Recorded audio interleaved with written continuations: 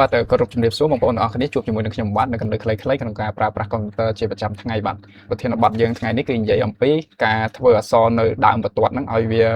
ធំលេង style របស់វាណាបាទហើយឲ្យវាញែកអក្សរអីចឹងហ្នឹងភាសាបច្ចេកទេសហៅថា drop cap បាទក្នុងកម្មវិធី Microsoft Word ហ្នឹងអញ្ចឹងដើម្បីដាក់ drop cap ហ្នឹងគឺយើងត្រូវ select លើអក្សរហ្នឹងមកបាទហើយយើងចូលទៅ insert បាទអញ្ចឹងយើងចូលទៅ insert នេះមកបាទហើយយើងអូសម៉ៅមកស្ដាំរកមើលពាក្យថា drop cap drop cap បាទអញ្ចឹង drop cap ហ្នឹងនៅចិត្តនេះ word art ហ្នឹងឯងបាទអញ្ចឹងយើងយក drop cap ហ្នឹងមកហើយយើងយកពាក្យថា drop បាទអញ្ចឹងគឺវានឹងបង្ហាញអក្សរឲ្យយើងបែបនេះបាទអញ្ចឹងបង្ហាញអក្សរបែបហ្នឹងទៅវាលេង style មួយយ៉ាងដែរជួយឲ្យសម្រស់អត្ថបទរបស់យើងវាកាន់តែមានភាពតាក់ទាញជាងមុនបាទអញ្ចឹងនេះយើងដាក់តម្រឹមសងខាងអីអញ្ចឹងទៅអានឹងតើតើនឹងនេះ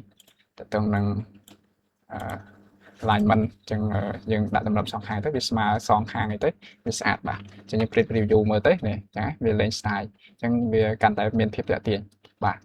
អញ្ចឹងការដាក់ drop cap មានតែប៉ុណ្្នឹងឯងបាទអរគុណសម្រាប់ការទស្សនាពីដើមបាទរហូតដល់ចប់អរគុណគ្រប់លា